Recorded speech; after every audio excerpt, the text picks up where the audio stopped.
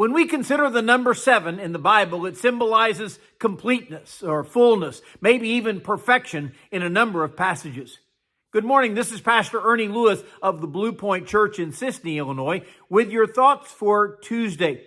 When we read the story of the Israelites who finally reached the promised land in the book of Joshua, they were determined to go in. They said they would possess the land, so God is going to go before them. Their first real test, by the way, was to take on that great walled city of Jericho, which seemed impregnable to everyone around. And in Joshua chapter 6 and verse 1, the Bible says, "Now Jericho was securely shut up because of the children of Israel. None went out and none came in. And the Lord said to Joshua, 'See, I have given Jericho into your hand, its king and the mighty men of valor.'" God gave Joshua some very specific instructions on how they could conquer Jericho.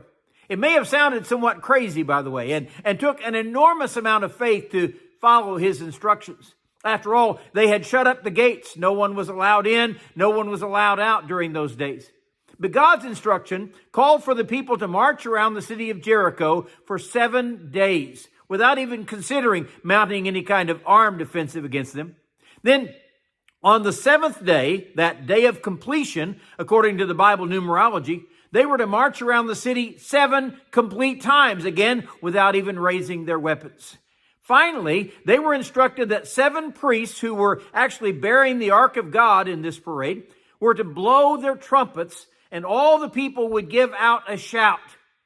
Now, like I said, this may have sounded a bit absurd to many of them, but God was testing their faithfulness and the measure of their obedience to his orders that he gave.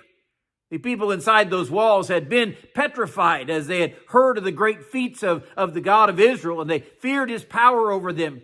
But probably by now, after watching this parade marching around for some 7 days, they probably felt kind of safe within the great walls of their city. They felt like these people can't touch us.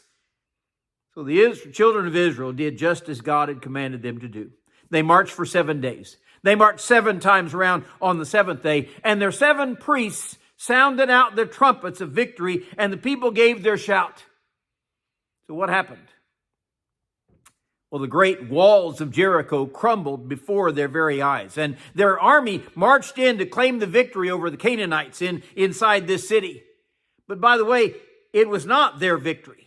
That's why God commanded that they should not take any kind of spoil out of the city. He said, "This is my victory." He wanted them to realize that this battle, this victory, was God's alone, as long as they were willing to follow his orders completely. That number 7 followed out so many places in his orders. And by following the orders of 7 completely, God destroyed Jericho and gave Israel their first victory in this land of Canaan, which would be the beginning of taking the promised land.